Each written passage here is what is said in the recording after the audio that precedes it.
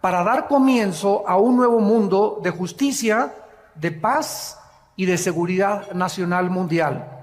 Ninguna fuerza en el universo va a poder detener este acontecimiento maravilloso. Es interesante que nosotros sepamos que Dios tiene un tiempo para todo. Y el tiempo en que Cristo vino hace 2000 años fue exactamente el tiempo que Dios ideó y diseñó para que su Hijo viniera en el momento de la historia que más se necesitaba y en el momento de la historia en la que su vida impactó al mundo entero. Con su primera venida, la historia fue radicalmente transformada. Contamos nuestros días de Cristo a nuestros días o antes de Cristo. Celebramos la Navidad, su cumpleaños, y celebramos la Semana Santa, su muerte y resurrección. El impacto de Cristo en la historia es tan importante y tan significativo, insisto, que terminó totalmente con cualquier otro líder religioso que pudiera haber existido o que ha existido desde sus tiempos a nuestros días. Krishna, Zoroastro, Buda, los gurús, Mahatma Gandhi, Confucio, cualquier líder que tú puedas mencionar, ni siquiera podría atreverse a compararse con el Hijo de Dios. Nadie nunca profetizó que iban a ser Buda, nunca nadie supo cuándo iban a ser Confucio, ni cuándo iba a venir. Ningún líder religioso ha prometido que regresaría al mundo a traer la justicia y la paz y la seguridad mundial más que el Hijo de Dios. Y esta es la razón por la cual nosotros debemos enfocar nuestra atención. Si no eres cristiano o eres ateo o eres un libre pensador, agnóstico, escéptico, en la persona de Jesús, que fue precisamente lo que hizo en mi vida, el impacto que transformó mi carácter. En el libro de Gálatas capítulo 4, versículo 4, la Biblia dice que cuando vino el cumplimiento del tiempo de Dios, Dios diseñó que llegara Cristo hace 2000 años. Dios envió a su Hijo, nacido de mujer y bajo la ley, para que nos redimiera a los que estábamos bajo la ley, a fin de que recibiéramos la adopción de ser hijos de Dios. La venida de Cristo fue en el cumplimiento del tiempo que Dios había escogido. Pero vamos a preguntarnos por qué escogió Dios que Cristo viniera hace 2000 años. ¿Por qué no hace 1300 años? ¿O por qué no hace más de 2500 o hace 3000 años? Y aquí es donde encontramos la sabiduría de Dios en la Biblia. En primer lugar, Dios escogió que viniera Cristo en su primera venida hace 2000 años porque el Imperio Romano comenzó a abrir por primera vez en la historia carreteras, caminos por todos lados en Europa. De ahí viene la famosa frase, todos los caminos llevan a Roma. El Imperio Romano abrió caminos, carreteras por donde marchaban sus ejércitos, y estos caminos pavimentaron el camino para que los discípulos de Cristo cumplieran la orden que Jesús les había dado. Vayan a todas las naciones y prediquen este evangelio y hagan discípulos de todos los seres humanos. Toda potestad me es dada en el cielo y en la tierra. No tengan miedo de los hombres. He aquí yo estoy con ustedes todos los días hasta el fin del mundo. Estos nuevos caminos proporcionaron a los discípulos de Cristo la ventaja de viajar por toda Europa, África, el Medio Oriente y poder llevar estas buenas noticias al mundo entero. En segundo lugar, porque hace 2000 años existía la Pax Romana, que existió durante el tiempo de Cristo. Fue como un paréntesis de todas las guerras continuas que habían prevalecido anteriormente. Este factor también les benefició a los discípulos de Cristo para que fueran por todas las naciones sin ningún problema. En tercer lugar, el lenguaje y la cultura helénica. Cuando los ejércitos de Alejandro el Magno marcharon para conquistar el mundo, todos los filósofos griegos influenciaron de tal manera al mundo antiguo que el mundo antiguo adoptó y asimiló el lenguaje del griego. que se llamaba el griego koiné o la cultura helénica. Como consecuencia, cuando Cristo vino, el mundo entero hablaba el griego y dominaba el helenismo. Esta igualdad de lenguaje y filosofía, al igual que los caminos que abrió Roma, pudieron prevalecer para poder llevar el evangelio y que no tuvieran absolutamente ningún problema en poder difundir las noticias de la salvación en Cristo Jesús. Pero en cuarto lugar, lo más importante por lo cual Dios envió hace 2000 años a Cristo al mundo fue por el gran vacío que existía en la humanidad, que se vuelve a repetir exactamente 2000 años después, en la época, en el siglo XXI en que estamos viviendo. Las diversas y los cientos de religiones que había en tiempos de Cristo, con los miles de dioses de los griegos paganos, no pudieron nunca satisfacer ni a poder llenar el hambre de la humanidad de aquellos tiempos. Además, la inmoralidad, el paganismo, la idolatría, la depravación sexual, las filosofías griegas no pudieron satisfacer las necesidades más profundas del alma humana. En su primer carta a los Corintios, el apóstol Pablo lo escribe de esta manera en el versículo 1, versículos 18 en adelante.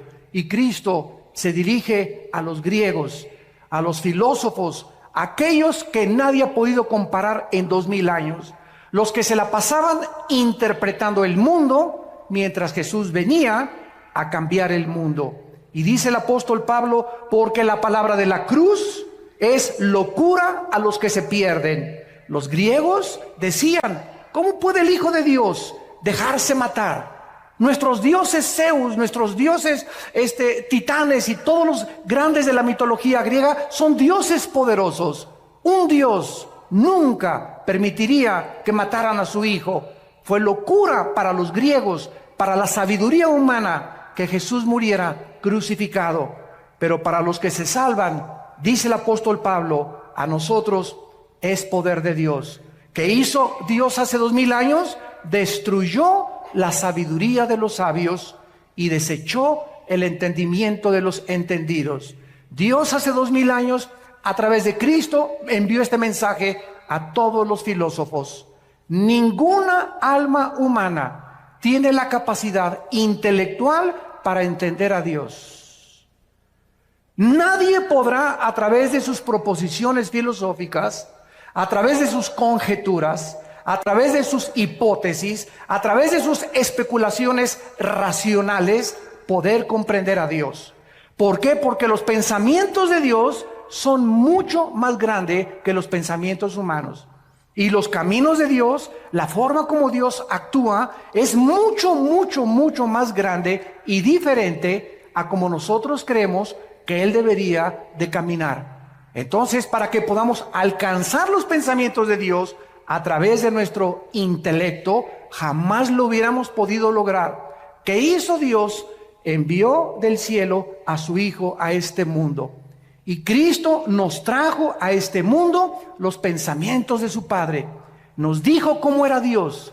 Nos dijo cómo hablaba Dios. Si tú quieres conocer a Dios, ve a Jesucristo. Si quieres saber cómo piensa Dios, estudia la vida de Cristo, porque Él es la imagen del Dios invisible, el primogénito de los muertos, el creador del universo. Dios pues nos habló a través de Cristo, y el apóstol Pablo entonces reta a los filósofos y les dice, ¿dónde están los sabios? ¿Dónde están los que todo lo alegan en la televisión y en el radio y en las películas? ¿No ha enloquecido Dios la sabiduría del mundo? La Biblia está diciéndote, tráeme a tu gallo Giro. ¿Quién es para ti el más sabio, la persona más inteligente, el filósofo más grande, tu héroe? Tráemelo, dice Dios, y ponlo aquí, y ponemos a Jesús a un lado. ¿En quién vas a pensar? ¿En Platón? ¿Sócrates? ¿Alejandro el Magno? ¿Oscar Wilde? ¿Zoroastro? ¿Buda? ¿Mahatma Gandhi? Piensa. Dios nos está retando. Tráeme a tu gallito Giro. Piensen ustedes en el personaje que más ha impactado tu vida. y comparémoslo con Jesucristo. Tráeme el libro que tú quieras de literatura, de genética, de historia, de geografía, de antropología, de aritmética, de física, de genética. Pónmelos aquí y ponemos la Biblia a un lado. No hay ninguna obra ni volumen en la literatura que se pueda comparar con la Biblia.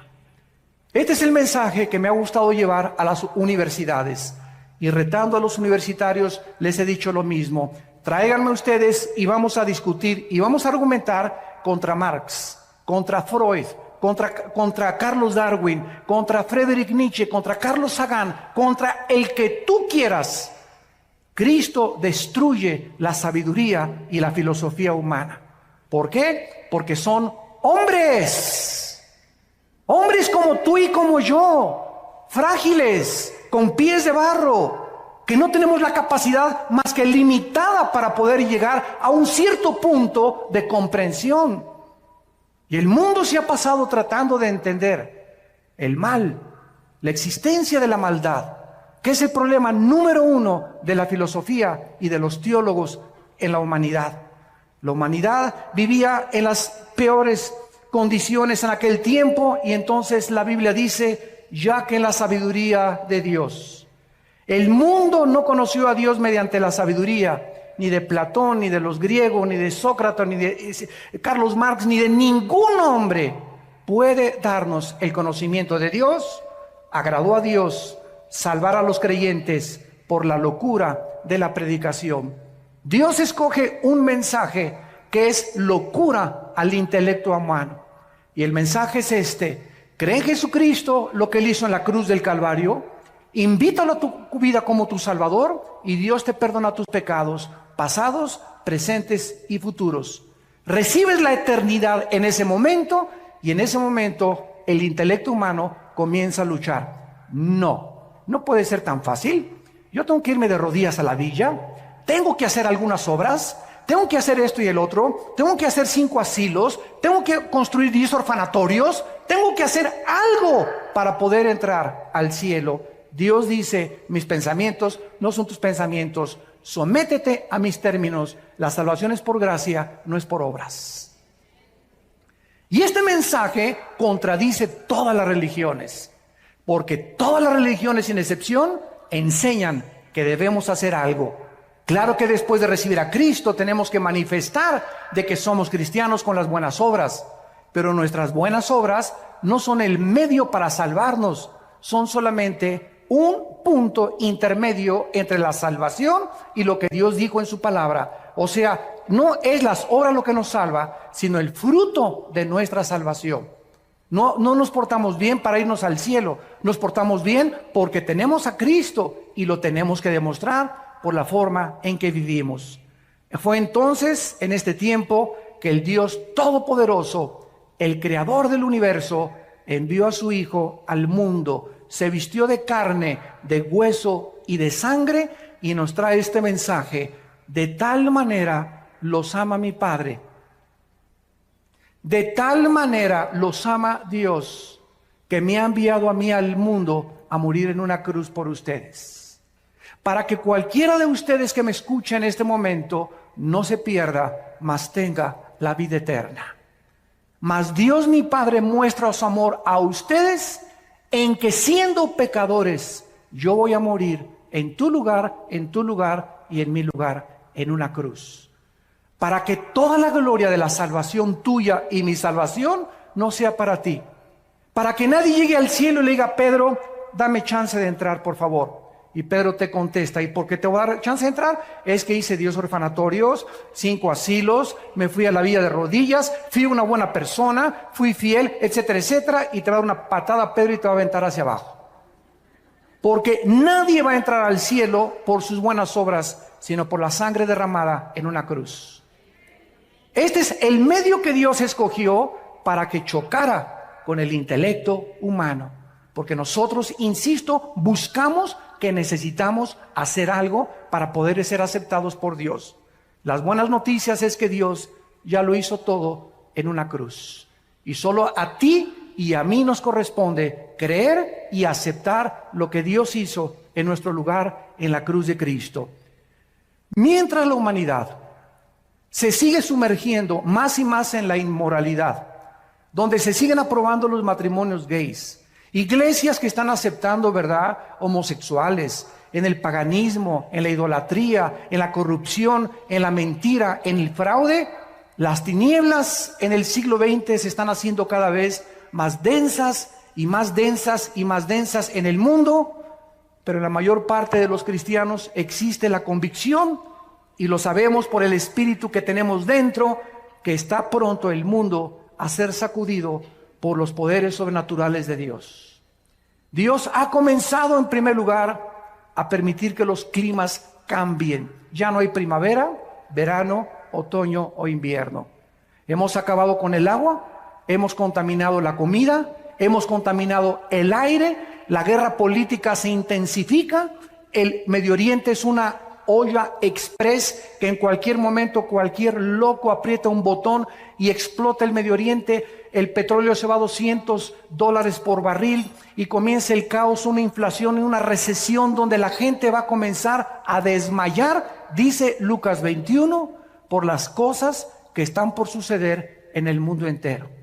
Y en medio de estas tinieblas y de esta confusión existe la voz de aquel que dijo: mi paz les dejo, mi paz les doy. No tengan miedo. Mientras el mundo esté confundido, ustedes saben que yo soy el buen pastor, que di mi vida por ustedes y que nunca, nunca, nunca nada les va a faltar.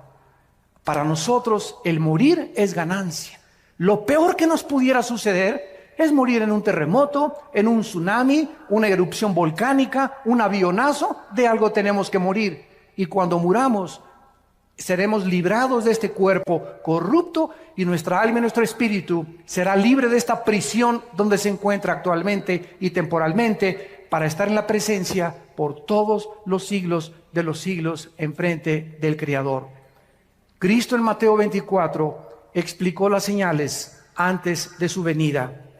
Porque vendrán muchos en mi nombre, versículo 5, diciendo: yo soy el Cristo, y a muchos engañarán. ¿Cuántas personas conoces hace 2000 años a nuestros días que han dicho: yo soy el Cristo? Gurús, David Koresh, Jim Jones, un tipo que anda ahorita en Miami diciendo que él es el anticristo y que él es Cristo, etcétera, etcétera. Los gurús de las filosofías orientales que te dicen: concéntrate en Chapultepec en posición de loto, budismo zen, en el tercer ojo que tenemos. El tercer ojo lo tienen pero atrás, no lo tienen adelante. Y concéntrate en Dios, y Dios está dentro de ti, y Dios está dentro de todos los seres humanos. ¿De dónde salió esta filosofía? Esta filosofía salió de los hombres, no de la Biblia.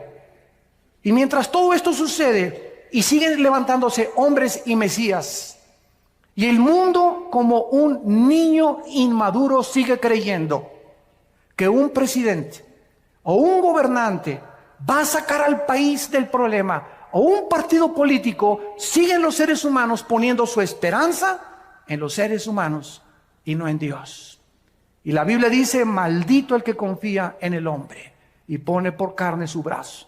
Bendito aquel que confía en Dios, porque será como árbol plantado junto a corrientes de agua, que da su fruto a su tiempo y su hoja no cae, y todo lo que haga prosperará. Nuestra confianza está en Dios. Nuestra confianza y esperanza no está en ningún político, en ningún partido, en ningún sistema político, ni socialista, ni comunista, ni democrático. Ningún sistema es perfecto, ningún estadista es perfecto, solo Jesucristo fue perfecto. Así que si tú tienes tu confianza en Dios y en Jesucristo, podrás mantenerte en un fundamento inconmovible, que es la roca, que es Jesús. Mateo 24 dice Jesucristo: van a oír de guerras y rumores de guerras. Miren que no se turben, porque es necesario que esto acontezca, pero aún no es el fin. 1914, Primera Guerra Mundial de la historia. 1939, Segunda Guerra Mundial de la historia. De 1945 a nuestros días, 445 revoluciones, más de 370 golpes de Estado, más de 15 de cuantos genocidios. El siglo XX es el siglo donde más sangre se ha derramado, donde más guerras, donde más genocidios, José Stalin, Adolfo Hitler, Idi Amin, Lao Tse-tung, Mao Tse, y todos ellos, ¿verdad? Millones de personas mataron, pero al mismo tiempo e irónicamente, el siglo XX se caracterizó por ser el siglo donde más alta tecnología alcanzó el ser humano y donde más descubrimientos científicos se han logrado en toda la historia de la humanidad. Qué ironía que mientras el ser humano evoluciona en ciencia y en tecnología, se hunde en contrario en su moral. Cada vez se deprava más, cada vez hay más pastillas tranquilizantes, cada vez hay más confusión, porque el ser humano no fue nacido para él solucionar los problemas mundiales. Para eso tenemos a un Dios que dio su vida por nosotros en una cruz. Dice Cristo, iban a haber pestes. Te sonó la campana, ¿verdad? Que la influencia, que el ébola, que esto y el otro, que el SIDA, que el retrovirus del SIDA. Va a haber hambres, terremotos y todo será principio de dolores. Damas y caballeros, el mundo está entrando, lo que Jesús dijo hace 2000 años, al principio de los dolores. ¿Estás listo? Esto no es una coincidencia que hayas venido esta mañana a este desayuno. Dios te ama y Él quiere que tú te detengas y que pienses y reflexiones que la vida es mucho más que el sexo, que es mucho más que el alcohol y que las drogas, es mucho más que el dinero y es mucho más que la popularidad y la fama que puedas tener. Todas esas cosas te van a dejar vacío y te van a dejar insaciable, porque de esa agua volverás a tener sed, pero el agua que yo te doy, dice Jesucristo, será una fuente que salte dentro de ti para vida eterna, porque fuimos creados para Dios, y mientras nuestra alma no regrese a Dios, nada en esta vida nos podrá satisfacer, dijo Cristo. Y entonces muchos tropezarán entonces y se van a entregar unos a otros, y unos a otros se aborrecerán. Dios dice que antes de que Él venga, el carácter del ser humano se va a deteriorar. Y ahora hemos visto ya crímenes de niños de 8, de 9, de 10, 12 años de edad. Maestras de escuela acostándose con niños de 12, 13 años de edad, las maestras de 30 años. Madres que ahogan a sus hijos en los ríos y que los sacrifican porque el novio no le gustaron los hijos que tienes. Estamos viendo cosas que jamás en la historia habíamos visto. Ahora los adolescentes no son de 18 a 21 años, son de 12, 13 años de edad, ya manoseándose entre ellos, besándose entre ellos, usando drogas, usando alcohol. ¿Por qué? Porque el carácter del ser humano se está deteriorando y los padres no se han dado cuenta y lo están acabando de aceptar como algo normal. Y no es normal. Nosotros somos un pueblo santo, llamado por Dios. Somos linaje escogido para ir en contra de las diversiones, en contra de las costumbres, en contra de la cultura y la moral del mundo. Dios nos ha llamado a ser diferentes. Y en esta diferencia estriba precisamente si tú eres santo o perteneces solamente a una iglesia porque te bautizaron o porque tus padres te heredaron la religión. Esa es nuestra vida consagrada a Dios, donde podemos nosotros impactar al mundo con nuestra vida. Cada vez los padres se van contra los hijos ahora, los hijos contra los padres, divorcios por todos lados, la gente contra el partido político, entre los partidos políticos unos a otros matándose. Ya no les interesa México, no les interesa Argentina, les interesa su partido, no les interesa el bienestar de la nación, les interesa su imperio, les interesa lo que ellos anhelan, no les interesa tu bien ni mi bien, les interesa sus propios intereses personales. Este es el egoísmo del ser humano, donde ya se perdió la brújula por todos lados. Ya nadie sabe qué cosa es lo que están persiguiendo. Y dice Cristo, muchos profetas se van a levantar y engañar a muchos. Y por haberse multiplicado la maldad, el amor de muchos se enfriará. Pero el que persevere hasta el fin, este será salvado y será predicado este evangelio del reino a todas las naciones, y entonces vendrá el fin. No fue hasta 1975 que se puso en órbita el primer Sputnik en Rusia, hasta nuestros días, que ahora los medios de comunicación están llevando este mensaje al mundo entero. Ahorita me están viendo aquí más de 1,300 personas en este salón, pero en este momento estamos siendo observados también por más de 60 millones de seres humanos que están oyendo lo que tú estás oyendo. Increíble la tecnología del siglo XXI. La mayoría de la gente sabe que la humanidad se está desintegrando. Los cambios climáticos, los terremotos, la pérdida de ozono en el espacio, la contaminación del aire, el agua, la comida, las guerras del Medio Oriente son señales de que el mundo está a punto de explotar. Hace 2700 años, el profeta Isaías en el capítulo 24, versículo 3 en adelante, escuchen lo que escribió. Lo que voy a leer fue escrito, apúntalo, hace 2700 años. Y este rollo de Isaías que voy a leer se encontró en Qumran. Y estos papiros originales no los inventó Don Brown, ni el Código Da Vinci, ni ángeles ni demonios. No es mitología, esto está en el Museo de Israel. Y ahí puedes ver tú estos papiros del rollo de Isaías exactamente como lo tenemos nosotros en nuestra Biblia. Así que si alguno tiene una duda de la veracidad de los documentos históricos de la Biblia, ahí están los documentos originales que te dan testimonio de que esto es realmente palabra de Dios. Dice Isaías 24, versículo 3, la tierra será vaciada, completamente saqueada. Jehová ha pronunciado esta palabra, se destruyó, cayó la tierra, enfermó, cayó el mundo, enfermaron los altos pueblos de la tierra y la tierra se contaminó bajo sus moradores. ¿Por qué? Porque traspasaron las leyes, falsearon el derecho, quebrantaron el pacto sempiterno. Damas y caballeros, cuando tú no les pones a los niños una línea y les dices, esto pueden hacer en vacaciones, entrar a su cuarto a tal hora, levantar sus cosas, esto no pueden hacer.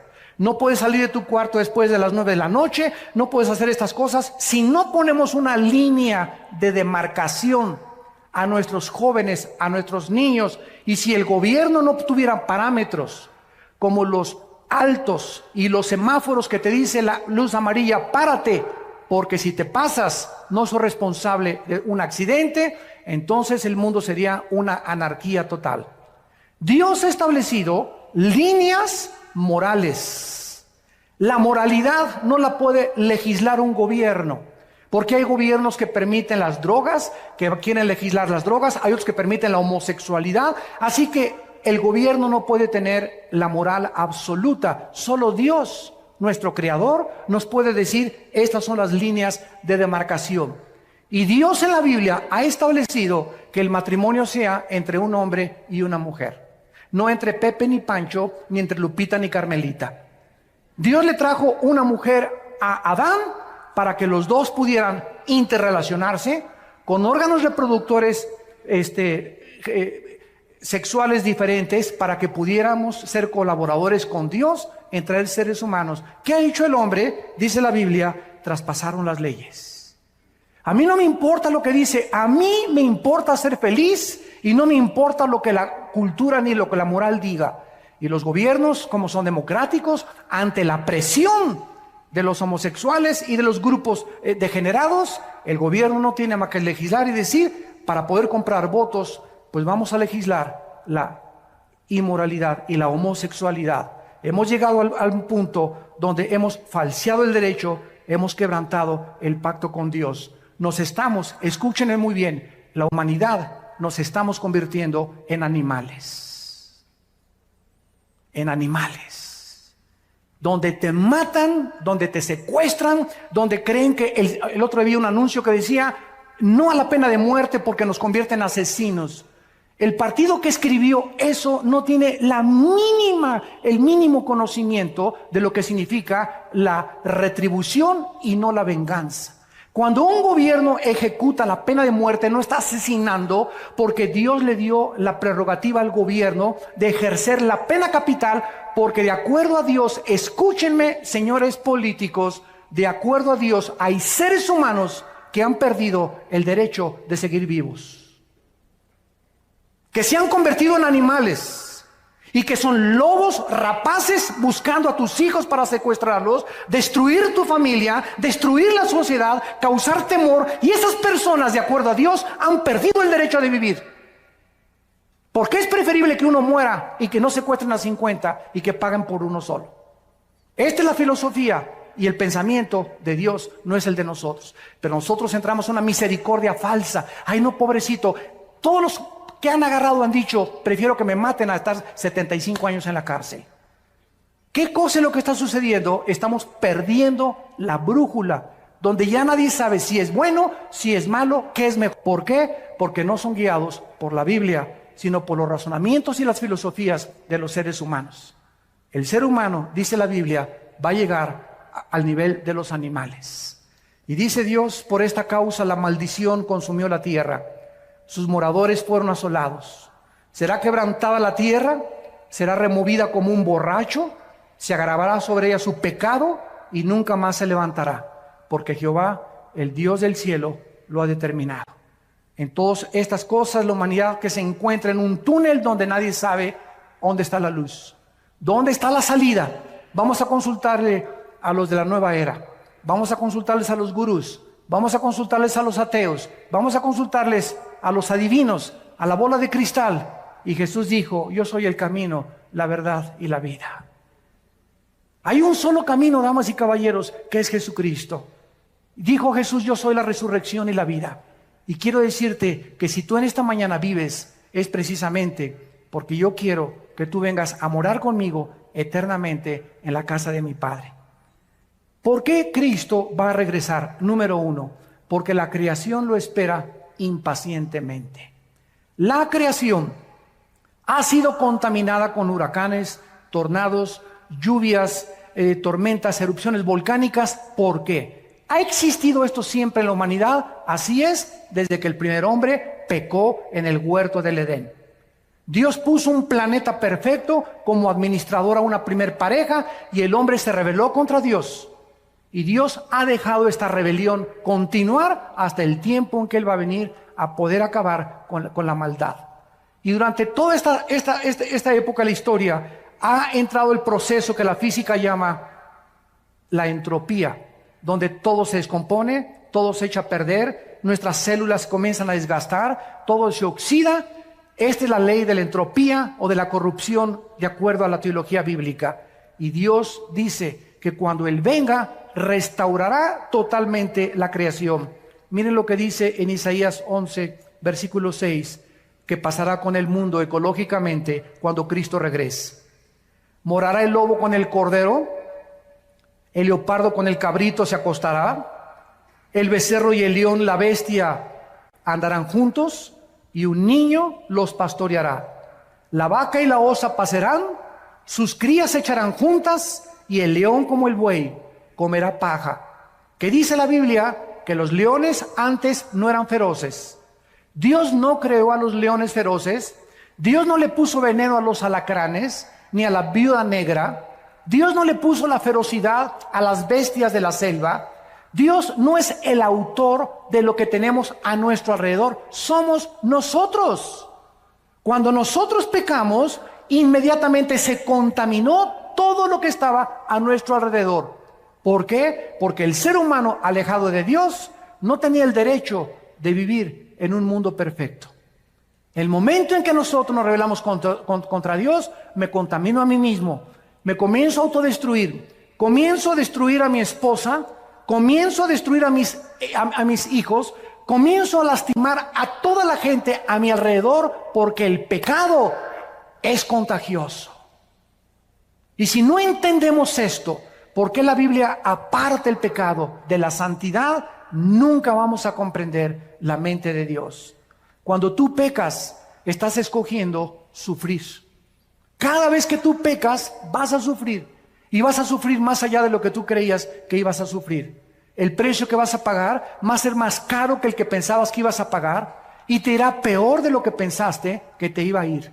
El pecado trae consecuencias, porque la paga del pecado es la muerte. Y Jesús dijo que Él venía a pagar por el pecado humano. En segundo lugar, Cristo va a regresar porque nosotros lo estamos esperando. La Biblia dice por todos lados en el Nuevo Testamento que estemos orando y diciéndole al Padre, envíanos al Señor. Dice Tito capítulo 2, versículo 11 en adelante, porque la gracia de Dios se ha manifestado para salvación a todos los hombres, enseñándonos que renunciando a la impiedad y a los deseos mundanos, vivamos en este mundo sobria, justa y piadosamente, aguardando la esperanza bienaventurada y la manifestación gloriosa de nuestro gran Dios y Salvador Jesucristo. ¿Por qué me porto bien? ¿Por qué le tengo que ser fiel a mi esposa? ¿No quiero robar? ¿Por qué no quiero transar? ¿Por qué no quiero defraudar? ¿Por qué no quiero ver pornografía? Simplemente porque el que tiene esta esperanza se purifica a sí mismo. Si tú realmente crees que Cristo va a venir, tu vida tiene una perspectiva diferente a cómo vas a vivir.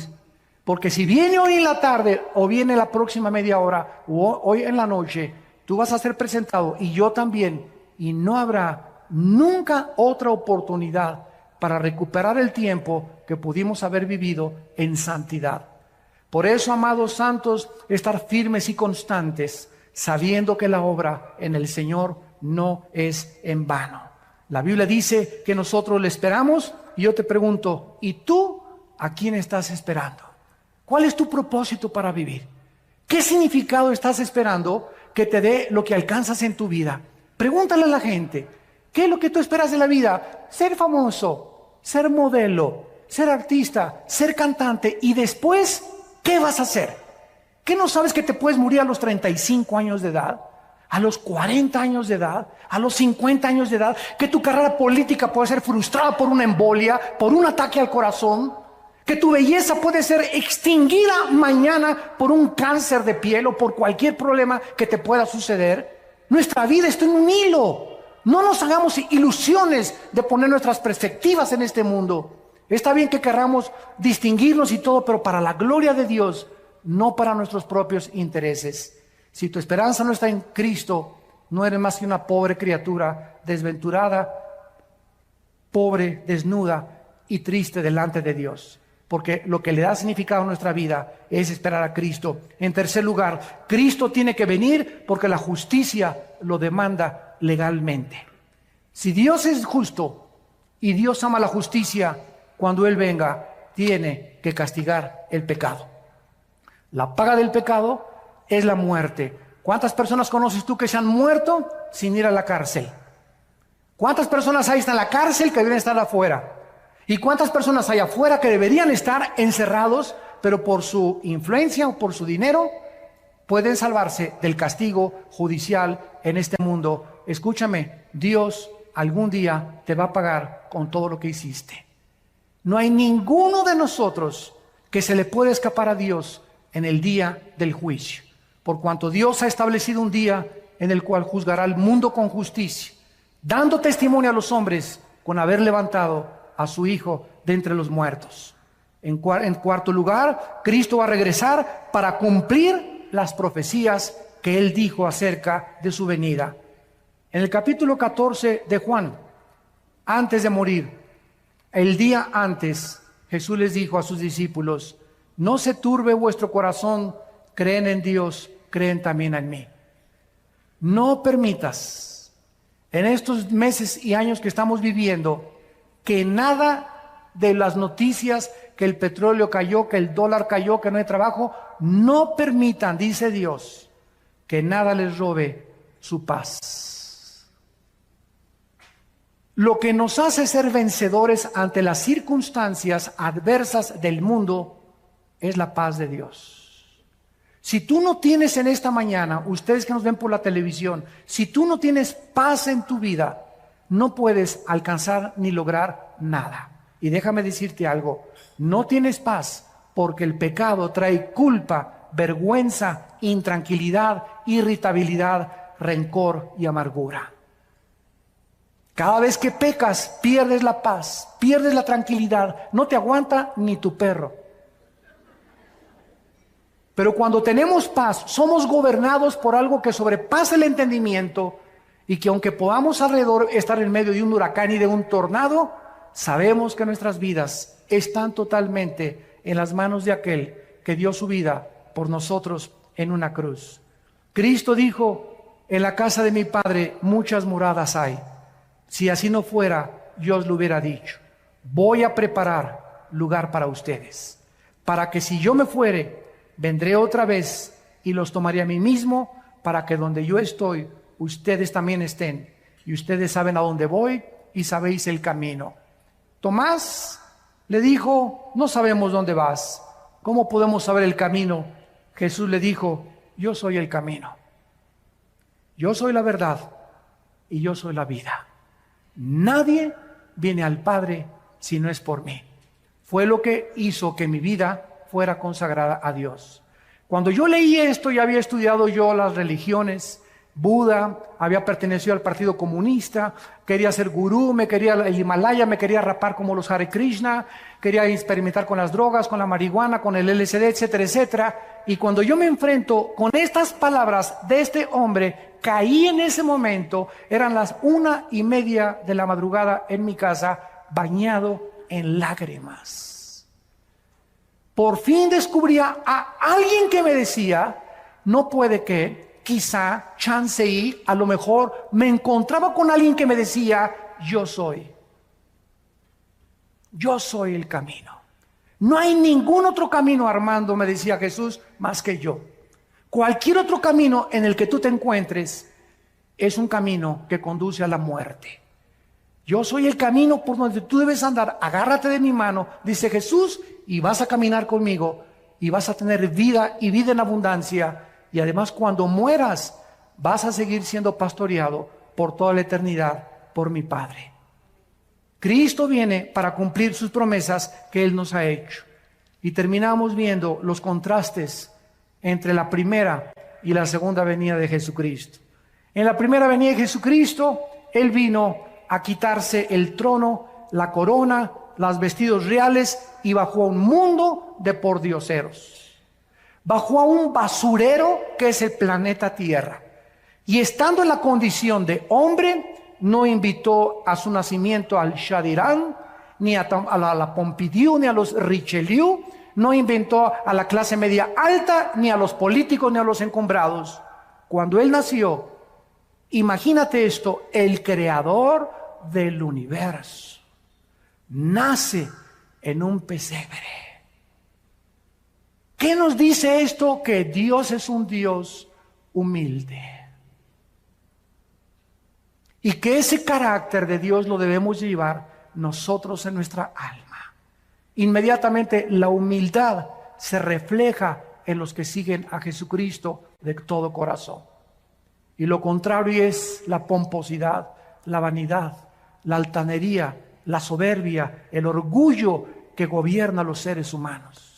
El desprecio por las clases marginadas, el creerse que por ser socialmente más educado o tener mejor coche o mejor color de piel o mejor esto, inmediatamente lo notamos en aquellas personas que no conocen al Hijo de Dios.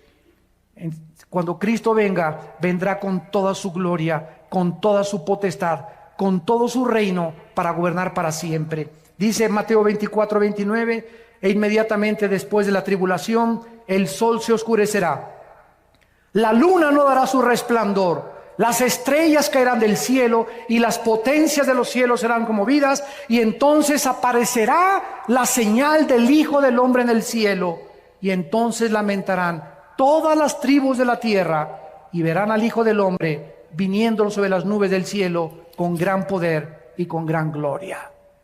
Vino como un siervo. Cuando Él venga, viene a reinar sobre nosotros. En segundo lugar, vino como un cordero en su primera venida. Cuando estaban tus enemigos, no abrió su boca. Pilato le dijo: defiéndete. ¿Qué no sabes que tengo poder para crucificarte o para soltarte? Cristo sabía que su vida no dependía de un gobernador. Y le contestó a Pilato y le dijo: ninguna autoridad tendrías si no te fuera dada del cielo. Él vino a entregarse como un cordero, pero cuando Él regrese, vendrá como el león de la tribu de Judá, a juzgar a los vivos y a los muertos. En su primera venida fue juzgado.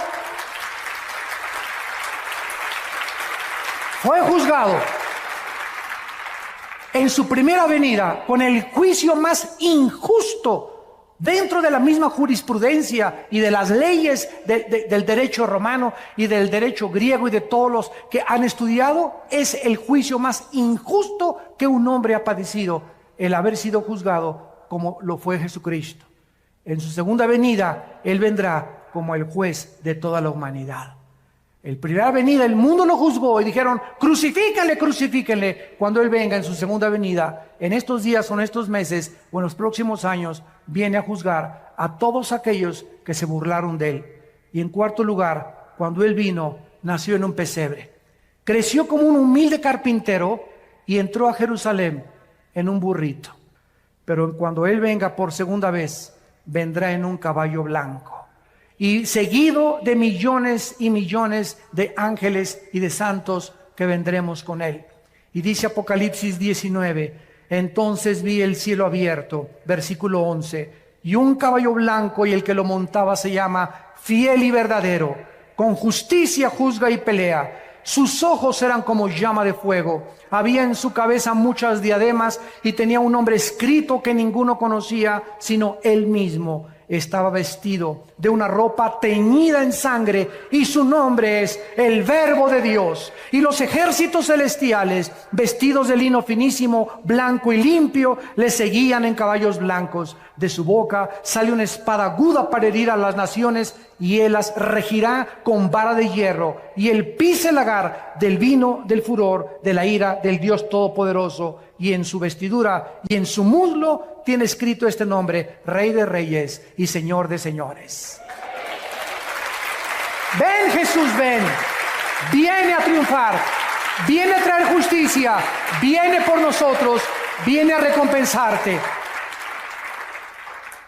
Y dice la Biblia finalmente en el capítulo 11 de Apocalipsis: y entonces los ancianos en el cielo se postraron y dijeron: Señor, te damos las gracias por el que eres y el que eras y que has de venir, porque has tomado tu poder y has reinado.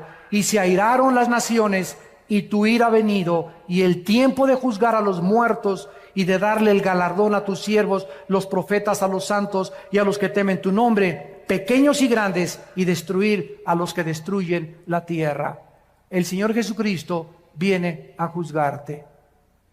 Y si tú recibes a Cristo en esta mañana, Él ya no viene como tu juez, Él vendrá como tu Salvador. Él vendrá como tu Redentor. Vendrá por ti y por mí para llevarnos con Él, para que en los siglos venideros, que solamente pasamos por esta tierra temporalmente, podamos reinar por toda la eternidad con aquel que dice: he aquí, yo soy el primero y yo soy el último. Yo soy el alfa y yo soy el omega. Vengo pronto con mi galardón para recompensar a cada uno según su obra. ¿No quisieran muchos de ustedes en este momento abrirle tu corazón y recibirle en tu alma como tu Señor y como tu Salvador? Les pido por unos instantes, los que gusten, que inclinen su cabeza. Y ahí desde tu lugar, con toda la sinceridad y la honestidad de tu vida, sabiendo que no eres Dios, que tienes un límite para vivir y que después de la muerte viene el juicio, en este momento que tienes la oportunidad, la lucidez mental y que tu corazón ha sido preparado por el Espíritu Santo, no cierres tu corazón contra Él y dile en tu alma: Señor mío y Dios mío, te pido perdón por mis pecados. Creo que en la cruz pagaste por ellos con tu sangre preciosa.